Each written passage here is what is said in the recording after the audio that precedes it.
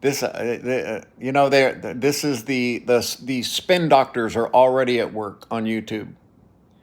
The Boeing story, how we went from nothing to the most magnificent, most amazing, most needed, amazing, fantastic, fucking spin doctors. Okay, so you have trapped astronauts on the space station.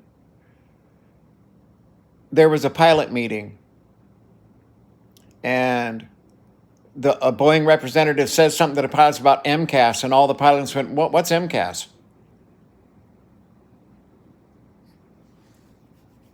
No executives at Boeing is going to go to jail because they're individuals when they want rights, and then they're corporations when shit hits the fan. PG&E, every company I know of has done the same thing. But I've also seen the same failure. It's kind of a linear equation to failure with these companies. Kmart, Walmart's on its way. Boeing, without its government contracts, it could have never survived. The 747 kept it going for a long time, but after that, no. Without government contracts, they were screwed. It's human nature. Now, this is something that I watched. Oh, fuck. 7 years ago, they were working on this new airplane. And I forget which model it was. It might have been the 787. But they had a cable that ran from the cockpit.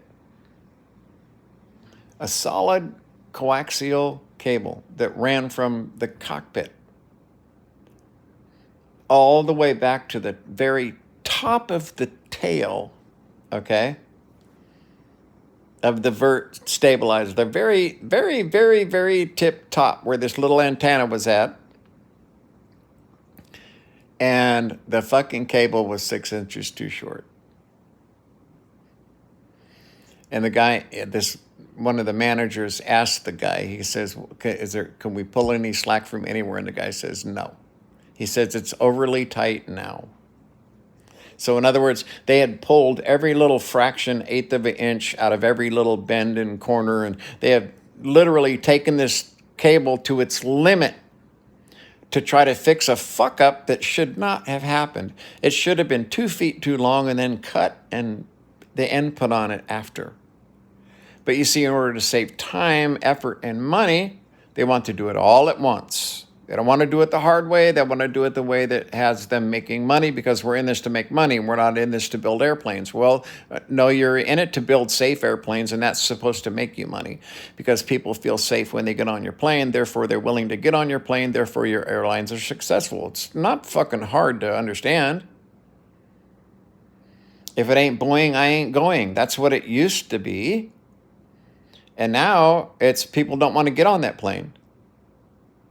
The MCAS thing, somebody needs to go to fucking prison for that, or the entire board of directors needs to be forced to resign. All of them. You're out and you're disgraced. That's what needs to happen.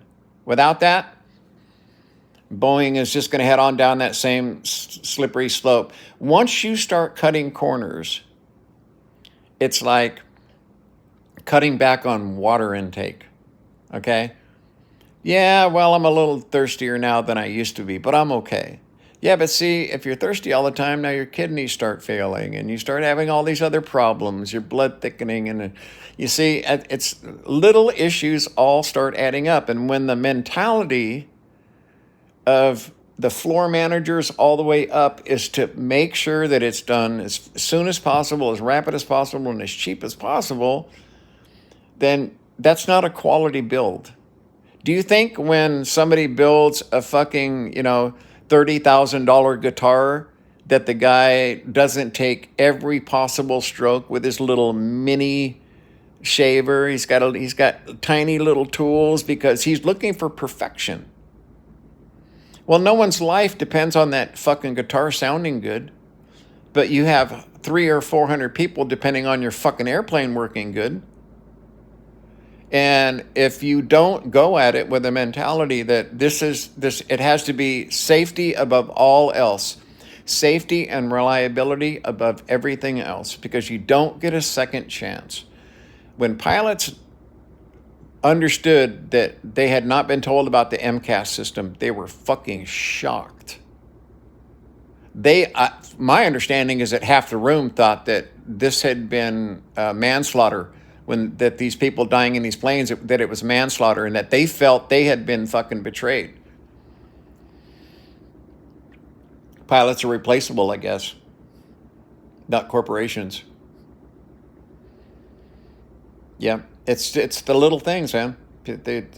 This person says fuck it, this person says fuck it, this person says fuck it, and pretty soon you end up with a cable that's 6 inches too short, overly stretched to try to make it function, and what you end up with is something that's not good. Now, if you take the thousands of systems that are in the airplane and say that only 5 or 6% of them were done that way, then you have a pretty unsafe airplane. You may just lose communications, but you may lose all electrical power, or there's any number of bad things that can happen. Or you could have an MCAS system that takes over control of the airplane and crashes you into the fucking ground because it's defective and people haven't been trained on it.